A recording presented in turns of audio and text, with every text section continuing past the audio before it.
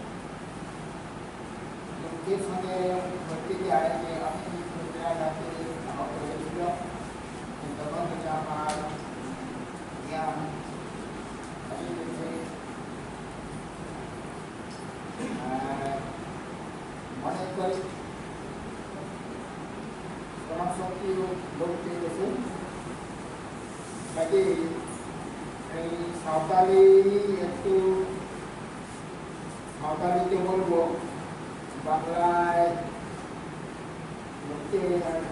আমার হেসরানি রোগ আছে, তো মানে ছাড়তে পারি না, হেসরানি রোগ আছে। কাজে অনেক কথা তো বলবার আছে, অনেক কথাই বলতে চাই, কিন্তু এখন সেই ক্ষমতা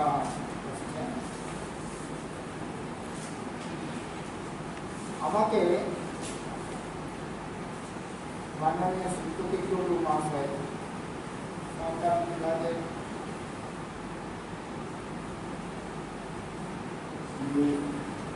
বিশ্ববিদ্যালয়ের পক্ষ থেকে নিবন্ধন পাঠিয়েছিলেন। সেই অনুপাতে আমাকে বিশেষ শাসন করেছেন। অনেক কিছুই তো বলবার আছে, কিন্তু বলব লিখিতভাবে দেব, ওটা পরে আমার অনুরোধ থাকছে আপনার মিটিংটা করেন, তাতে আমার ওই লেখাটি আপনি চালাবেন। সমস্ত কিছু অনেক কিছু আছে। আমি ক্লাস 6-এ পড়তাম, তখন থেকে ওনার সাথে সামাজিক কাজে যোগদান করেছি, আর তখন পরিচয় হয়। তারপরে মেট্রিকুলেশন পাস করার পরে আরেকবার হয়েছিল, তখনও পরিচয় হয় না। পরে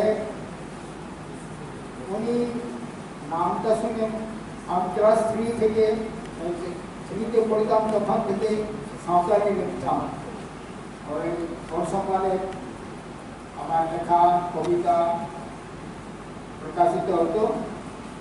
শারদাবাবু বলতেন বোধহয় সমস্ত বলে একটা বিরাট বড় লোক, আর ছোট্ট একটা ক্লাস 6-এ পড়ি, তো ক্লাস 3 থেকে লেখা আরম্ভ করেছি। ক্লাস 6-এ কাজলাগড়া গ্রামে মিটিং ছিল, সেই মিটিংয়ে গেছিলাম, তখন কিনতে পারেননি। আর বাসুড়ি মানবাজার থানা বাসুড়ি গ্রামে মিটিং হয়েছিল, কদমা গ্রামে মিটিং হয়েছিল।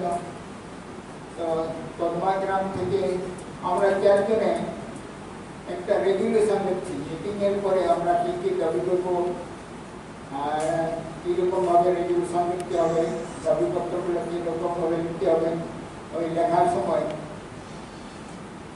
একদিন চিঠি লিখছেন, আচ্ছা অনেকদিন থেকে তো সমস্ত বই নাম জানি, কিন্তু সেই সমস্ত একটি ব্যক্তি কি ওই কাজরাগড়াতে যে সংস্থা বাসুদীর প্রথম বড় কদম ওখানে যে মিটিং হয়েছিল তাতেও এই রেজলিউশন খাতায় দেখছি নাম একই ঠিকানা। তো সেই একই সংস্থায় কি অন্য অন্য কেউ? আমি বলছি প্রথমে যখন মিটিং করছি 4 জনে মিলে আমরা রেজলিউশন লিখছি, আমার ক্লাস ফ্রেন্ড ছিল কিরণ মান্ডি, ওর হাত লেখা ভালো, সেই জন্য তাকে হাত লেখা করাচ্ছি। আর আমার এখনো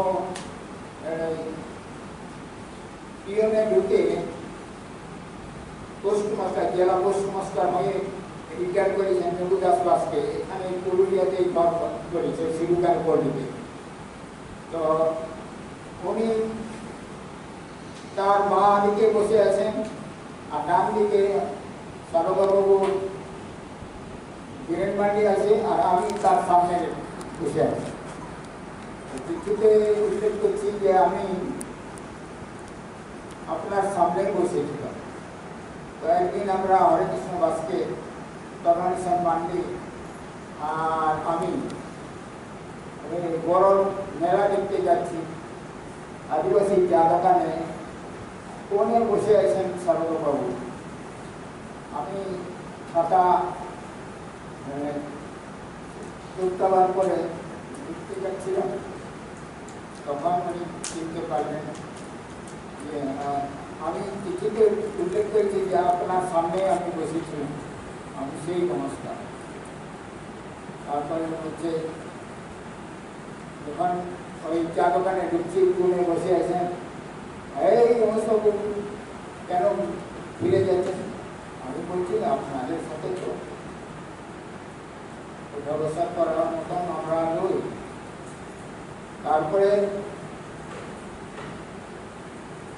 কোন সালে লেবার কমিশন প্রথম ব্লক প্রধান সুবোধ হাসদা তখন এমপি ছিলেন, সুকুমারের বাবা, এখন কিন্তু ঝাড়গ্রামের এমএলএ আর কোর্ট বিভাগের বিভাগীয়। আমরা ভুলে যাচ্ছি, সময়টা আরম্ভ করে দিলাম। তো অনেক কিছু কথা আছে, আমি ওর কথা লিখিতভাবে দিব। যদি আপনারা এই বিশ্ববিদ্যালয়ের সকল বিভাগ যদি ওই বই প্রকাশিত করেন তাহলে লেখা আমি করবো। হ্যাঁ, লিখে তো এনেছি। তো সেই মানে অনেক কিছু বলার ছিল।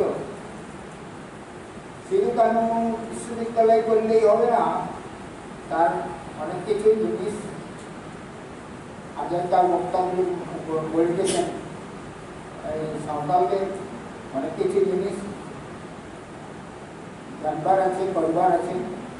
আর 28/10/2018 সালে মন কি বাত বলে নরেন্দ্র মোদী প্রধানমন্ত্রী বলেছেন যে সাঁওতালদের মধ্যে অনেক কিছু শিখবার আছে, শিখতে হবে। আদিবাসী এখন অনেকেই বলছে আমরা আদিবাসী, আমরা বহিরাগত, কিন্তু আদিবাসী আমরাই।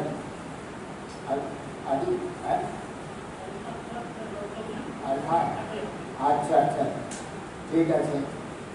তো এইটুকু কথা বলে আপনাদের সবাইকে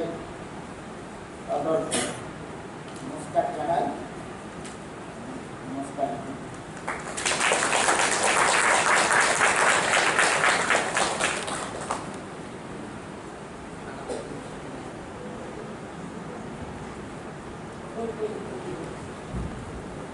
কবি গণস্তা প্রসাদ সরেন, সামনে প্রসাদ কিশোর ভাব শিষ্য। উনি একজন সাহিত্যিক। উনি ব্যক্তিগত জীবনে 40টির মতো বই লিখেছেন, কিন্তু এখন ওনার বয়স খুবই বেশি, সেই জন্য উনি ঠিকভাবে সঠিকভাবে সব কথা বলতে পারলেন না। ওনাকে পরবর্তী সেশনগুলোতে ওনার কথা শুনবো। এখন আমাদের উদ্বোধনী সভা সংক্ষিপ্ত করব। আজকের উদ্বোধনী সময় উনি সময় দিয়েছেন, এসেছেন, সেই জন্য সান্তালি ডিপার্টমেন্টের পক্ষ থেকে মাননীয় মোস্তফা সরকারকে ধন্যবাদ জানাই।